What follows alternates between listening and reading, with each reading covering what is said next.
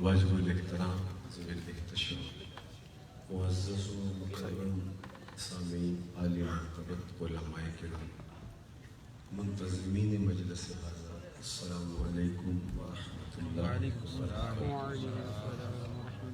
ہمارے میزبان عالی مرتبت محترم حاجی غلام نبی صاحب کی والدہ ماجدہ گزشتہ ایام میں بقضاء الہی انتقال کر گئی، تو ان کے اصال ثواب کے لیے اور حضور علیہ السلام کی بارگاہ میں میلاد پیش کر کے ان کے درجوں کی بلندی کا وسیلہ پیش کرنے کے لیے یہ آج کی مجلس پذیر ہوئی۔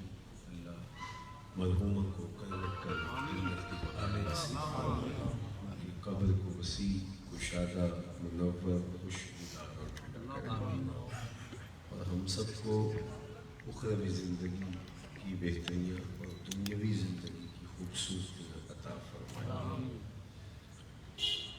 حضور علیہ السلام کے میلاد کا موسم ہے اور گلی گلی ذکر رسول صلی اللہ علیہ وآلہ وسلم سے ماحول مہک رہا ہے۔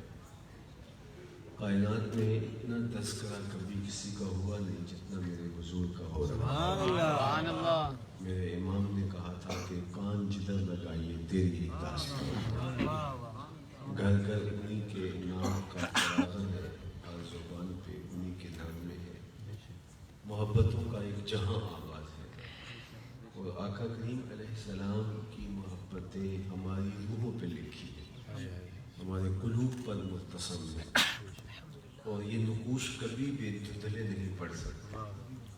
حالات کی تلخیاں، غربتیں اور جو کچھ بھی اغیار کی سازشیں جو ہوئی ہیں، ہو رہی ہیں اور ہوں گی، یہ دلوں سے حضور کی محبت کو کھرچ نہیں سکتی، اس لیے کہ مسلمان کی زندگی ہی حضور کی محبت سے عبارت ہے، اور وہ جیتا ہی حضور کے نام سے ہے۔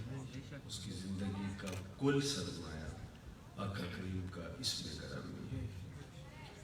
اگر آپ پنجابی سمجھتے ہو تو میرے شہر کے ایک پنجابی شاعر ڈاکٹر اسحاق کا شعر ہے، تینوں سینے دی میں ٹھنڈ آکھاں، تینوں سینے دی میں ٹھنڈ آکھاں، شہد گلاب تے کھنڈ آکھاں، تینوں نبیاں دا میں لاڑا آکھاں، تیرے ہجر دے وچ میں ہاڑا آکھاں۔ تو حضور کا ذکر ہمارے لیے قرار جا ہے، تسکین قلب ہے۔ حضرت شیخ مہدی الفاسی مطالع المسرات شرح دلائل الخیرات میں لکھتے ہیں، حضور کا ذکر سن کر جس شخص کے کلیجے میں ٹھنڈ نہیں پڑتی، اس کے سینے میں دھڑکنے والا دل کسی مومن کا دل ہی نہیں ہے۔ یہ ہو ہی نہیں سکتا کہ حضور کا ذکر اور قرار حاصل ہو۔ پوچھنے والے پوچھتے ہیں کہ یہ جو تم کر رہے ہو کہاں لکھا ہے؟ لکھے کی کمی نہیں ہے، علماء دلائل کے انبار لگا دیتے ہیں، لیکن میں کہا کرتا ہوں کیا ذکر رسول کے لیے بھی کسی دلیل کی ضرورت ہے؟ کبھی ایسا ہوا ہے کہ پھولوں کا تذکرہ چڑھا ہو اور بلبل کہے کہاں لکھا ہے، بات شمع کی چل رہی ہے، پروانہ دلیلیں ڈھونڈ رہا ہو، اور یہ بھی ممکن نہیں کہ بات سرکار مدینہ کی ہو رہی ہو اور امتی کو دلیل کی ضرورت ہے۔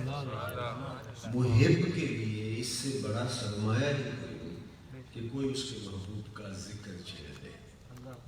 عید ذکر نعمان لنا فإن ذکرہ هو المسک ما کررتہ یتذوق۔ امام شافعی علیہ رحمہ فرماتے ہیں میرے ممدوح کی باتیں چھیڑو، ان کا ذکر ایسی کستوری ہے تم جو سے چھیڑتے جاؤ گے خوشبو پھیلتی چلی جائے گی۔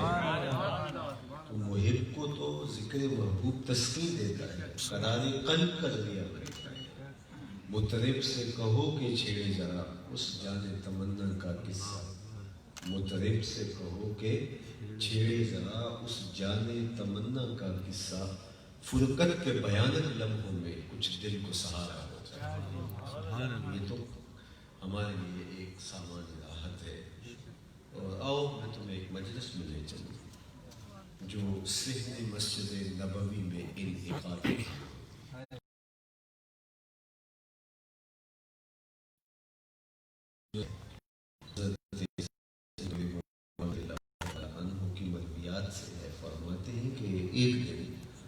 صحابہ ایک حلقے میں موجود تھے، مجلس احساب لگی تھی، ہجوم عاشقاں تھا، الفتوں کا ایک جہاں آباد تھا کہ حجرہ انور سے حضور پہ نکل کر کے تشریف لائے اور صحابہ سے کہا ما اجلسکم، یہ جلسہ کاہے کا ہے، کیوں بیٹھے ہوئے؟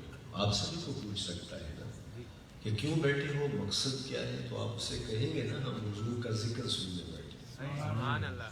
تو آپ بس جس طرح یہی کہیں گے اور آپ مسرت سے یہ جواب دیں گے۔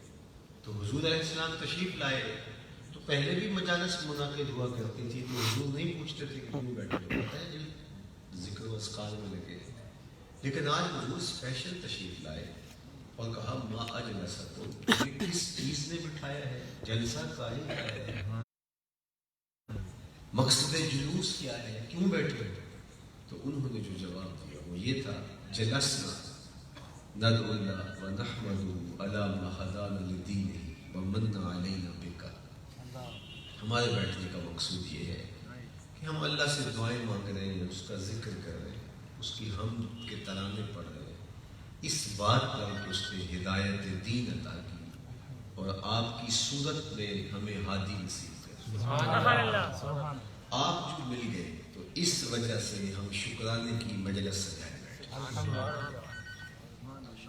حضرت حسان بن ثابت رضی اللہ تعالیٰ عنہ کہا کرتے تھے کہ اللہ کا شکر ہے کہ اس نے محمد عربی سے نواز دیا صلی اللہ علیہ وسلم۔ شاید کسی نے اسی مفہوم کو شعر کے سنگ میں ڈھالا کہ فضل رب العلا اور کیا چاہیے، مل گئے مصطفیٰ اور کیا چاہیے۔ تو غازی ہم اس پر شکرانہ ادا کرنے کی مجلس برپا کیے ہوئے ہیں۔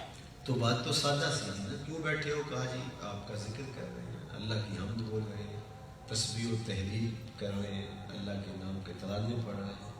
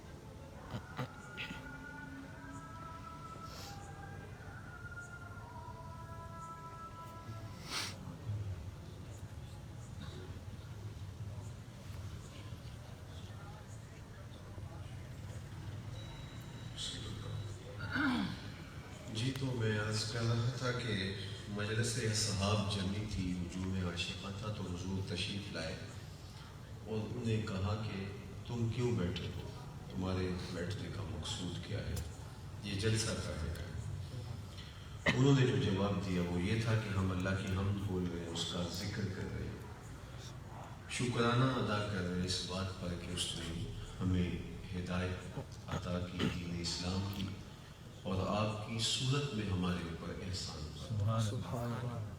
تو جب انہوں نے یہ بات کہی تو آقا کریم نے فرمایا کیا تم اس بات پر مجھے قسم دیتے ہو کہ اسی لیے بیٹھے ہو؟ تو بات تو سادہ سی تھی لیکن حضور نے ان سے قسم طلب کر، انہوں نے کہا جی ہم حلف دیتے ہیں، قسم دیتے، باقاعدہ انہوں نے حلف دے کر قسم دے کر کہا جی ہم اسی لیے بیٹھے۔ تو جب حضور ان سے قسم لے لی تو پھر فرمایا، چونکہ صحابہ کے چہروں میں استعجاب تھا، سوال تھے کہ یہ حضور نے ہم سے قسم لی ہے، تو فرمایا صحابہ نے تم سے بھی جو قسم لی ہے یہ کسی تہمت کی بنیاد پر نہیں تھی، تمہارے قول کی صداقت پر مجھے کوئی شک نہیں ہوا کہ میں نے قسم سے تصدیق چاہی، بلکہ ماجرا کچھ اور تھا، اور وہ یہ کہ تم یہاں بیٹھے مجلس وفا کیے ہوئے تھے اور میں حجرے میں تھا، اتانی جبریل علیہ السلام، میرے پاس جبریل امین حاضر ہوئے، فاخبرنا ان اللہ یباہی بکم الملائکہ، اور انہوں نے مجھے خبر دی، محبوب ذرا باہر تو نکل کے دیکھو، آپ کے صحابہ کے اس عمل پر اللہ فرشتوں میں ناز کر رہا ہے، فرشتوں میں ملائے اعلیٰ میں فخر کیا جا رہا ہے اس بات پر کہ جو یہ بیٹھ کر اس نعمت کا شکرانہ ادا کریں۔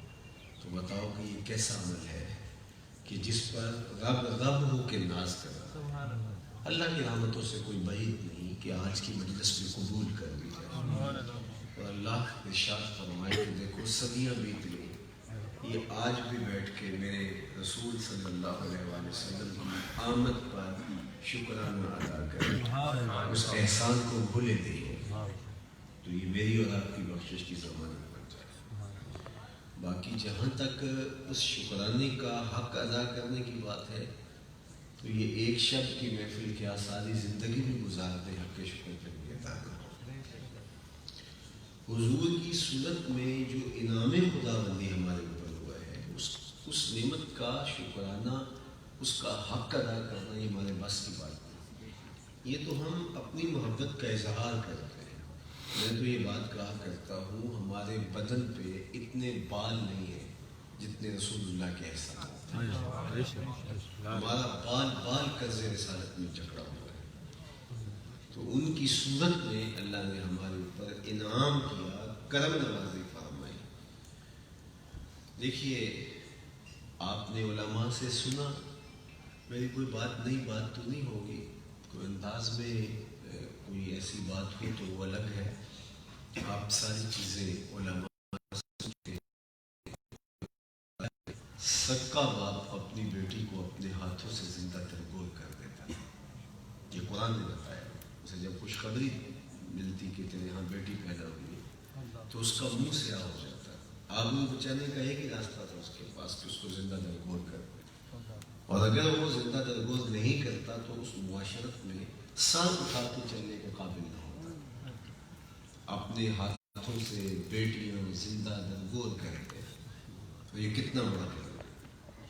قرآن نے خود کہا وَإِذَا الْمَوْءُودَةُ سُئِلَتْ بِأَيِّ ذَنبٍ قُتِلَتْ، قیامت کے دن قبروں میں گڑی ہوئی بچیاں اٹھائی جائیں گی، ان کے ظالم باپ کٹہرے میں کھڑے ہوئے، اللہ ان بچیوں سے پوچھے گا کہ تمہیں قتل کیوں کیا گیا، انہیں تو پتہ ہی نہیں کہ ہمیں قتل کیوں کیا گیا، آنکھ کھلنے نہیں پائی تھی کہ بند کر دی گئی، ہوش سمجھ میں نہیں پایا تھا کہ زندگی نوچ لی گئی، ان کی سسکیاں ان کے آنسو ریت تلے دب گئے، ان کا جرم بھی نہیں بتایا اور ان کو ریت تلے دبا دیا، وہ ننھے معصوم ہاتھ جوڑ کے زندگی کی بھیک مانگتی رہ گئی، لیکن ظالم اور سفاک باپ کے دل میں ترس نہ جاگا، تو وہ کیا بتائیں گے ہمارے اوپر یہ قیامت کیوں توڑی گئی، یہ غضب کیوں اٹھایا گیا۔ مجرم سے اسباب جرم پوچھے جانے چاہیے نا کہ تم نے یہ قیامت کیوں توڑی، کون سا داغ دیکھا ان چھوٹی ننھی معصوم بچیوں کے دامن پر کہ تم نے ان کو کاٹ دیا۔ لیکن قرآن بتاتا ہے کہ ان کے والد سے نہیں، ان سے سوال ہو رہا ہے۔ علماء نے کہا کہ بیٹیوں کا قتل اتنا گھنونا جرم ہے کہ اللہ ان کے ظالم باپوں سے بات کرنا بھی گوارا نہیں، وہ اس قابل نہیں ہے کہ ان سے کلام کیا جائے۔ اتنا بڑا جرم، اور کھلے بندوں کیا جاتا ہے اور ڈٹائی سے کیا جاتا ہے۔ یہ سن لینا بھی آسان ہے، یہ بول دینا بھی آسان ہے، لیکن ذرا تصور میں وہ منظر لا کر کے تو دیکھیے کہ ایک عرب اپنی بیٹی کے لیے گڑھا کھودتا ہے اور پھر وہ گڑھا کھودتے کھودتے پسینے سے شرابور ہو جاتا ہے تو اس کی بیٹی آگے بڑھ کر کے اپنے دوپٹے کے کونے سے اس کے ماتھے کا پسینہ صاف کرتی ہے اور باپ سے کہتی ہے کہ یہ مشقت کیوں کر رہے ہیں، لیکن اس کو نہیں پتا یہ سب کیوں ہو رہا ہے۔ اور پھر جب وہ فارغ ہو کے گڑھے سے باہر نکلتا ہے تو وہ سکھ کا سانس لیتی ہے کہ میرے باپ کی مشقت ختم ہوئی، لیکن وہ ظالم اس کو دھکا دے دیتا ہے اور اوپر مٹی ڈالتا ہے۔ بیٹی کچھ لمحے تو یہ سمجھتی ہے کہ شاید یہ کوئی کھیل ہے، لیکن جب اس کی سانس گھٹنے لگتی ہے اور اس کا وجود دبنے لگتا ہے تو پھر وہ ننھے ہاتھ جوڑ کے زندگی کی بھیک مانگتی ہے، لیکن اسے ترس نہیں آتا۔ اتنا ظالم سماج تھا، اتنا سخت معاشرہ تھا۔ یہ کون آیا جس نے کہا سن لو فاطمہ میرے جگر کا ٹکڑا۔ یہ کلمہ جہاد بھی ہے، کلمہ محبت تو ہے ہی ہے، لیکن اس کو اس پہلو میں بھی دیکھو کہ کلمہ جہاد میں اس سماج میں یہ کہنا کہ میری بیٹی میرے جگر کا ٹکڑا ہے، پارہ قلب ہے، تو یہ اس سماج میں اعلان جہاد تھا اور اس رسوم اور ان رسوم بد کے خاتمے کا عملی اعلان تھا۔ عکاس کے میلے میں 3 سکے بھائیوں نے اپنی حقیقی ماں کو 900 دراہم میں فروخت کر دیا اور 300 دراہم آپس میں بانٹے۔ تاریخ ہمیں بتاتی ہے یزدجر دوم نے اپنی بیٹی سے شادی کر دی۔ کتنی ظلمت ہے۔ کون آیا جس نے جنت کو کھینچ کے ماں کے قدموں تلے ڈالا؟ کون آیا جس نے بیٹی کو عزت اور وقار اور تکریم بخشی؟ کون آیا جس نے بہن کو شان عطا کر؟ آپ نے علماء سے سنا کہ جب حضور کی ولادت طیبہ ہوئی تو سویبہ لوڈی نے جا کے اپنے آقا ابو لہب کو بتایا کہ تیرے مرحوم بھائی کے یہاں بیٹا ہوا ہے، تو وہ خوش ہو گیا اور انگلی سے اشارہ کر کے کہا جا تو آزاد۔ اس کا جو اس کو صلہ ملا وہ ایک الگ مضمون ہے، لیکن میں آپ کی توجہ جس سمت دلانا چاہتا ہوں وہ یہ کہ صحن کائنات میں حضور نے قدم رکھے، غلامی کی زنجیریں ٹوٹنے لگی۔ تو اتنے طریقے دیے غلام آزاد کرنے کے، قسم توڑ بیٹھو غلام آزاد کرو، کفارہ زہار میں غلام آزاد کرو، کفارہ قتل میں غلام آزاد کرو، روزہ توڑ بیٹھو اس کے کفارے میں غلام آزاد کرو۔ ویسے ترغیب دی حضرت عثمان غنی رضی اللہ تعالیٰ کو ہر جمعہ کو غلام آزاد کرتے، صرف حضرت عبدالرحمن بن عوف رضی اللہ تعالیٰ نے اپنی زندگی میں 30,000 غلام آزاد کیے۔ غلامی دم توڑ گئی، آج اس شکل میں غلامی نہیں ہے۔ تو غلامی کو عملاً کس نے ختم کیا؟ جواب میں ایک ہی نام آئے گا، وہ میلاد والے رسول کا نام آئے گا۔ اصل ہوتا یہ ہے کہ اس میلاد کو بہت سارے لوگوں نے اپنا کاروبار بنا لیا اور اس کو ایک روایتی انداز میں آگے بڑھایا اور حتیٰ کہ اس کی شکل کیا سے کیا بن گئی جس پہ انگلی رکھنے کا موقع مل جاتا ہے، ورنہ میلاد اس شکرانے کا نام ہے، اس پہ بات کوئی کر کیسے سکتا ہے؟ یہ تو اس نعمت عظمیٰ کے شکرانے کا عنوان ہے اور یہ اہل ایمان میں مروج رہا ہے۔ صحابہ کی مجلس میں اس نعمت عظمیٰ پر شکرانے کی مجلس، صحابہ کی مجلسوں میں اس عنوان سے گفتگو ہوئی ہے اور صدیوں سے یہ امت کا معمول رہا۔ مولا علی قاری علیہ رحمہ المولد الربیع میں لکھتے ہیں کہ اہل اسلام کا شروع سے یہ وتیرہ رہا کہ وہ حضور کے میلاد کے موسم میں محافل کا انعقاد کر کے شکرانہ ادا کرتے ہیں۔ تو یہ تو ایک ایک نعمت ہے، اس نعمت پر اللہ کا شکریہ ادا کرنا یہ ایک خاندانی شخص کا مزاج ہونا چاہیے. یا کوئی کڑکتی سخت گرمی میں کوئی چند لمحوں کے لیے کوئی ٹھنڈی جگہ فراہم کر دے، یا پیاس میں بلکتے ہوئے شخص کو ٹھنڈا پانی پلا دے، یا ٹھٹھرتی سردی میں چائے کی پیالی پیش کر دے، تو ساری زندگی بندہ اس کا احسان نہیں بھولتا. اور جب کبھی سردی بڑھ جائے تو اس کو وہ لمحے یاد آتے ہیں جس کے دم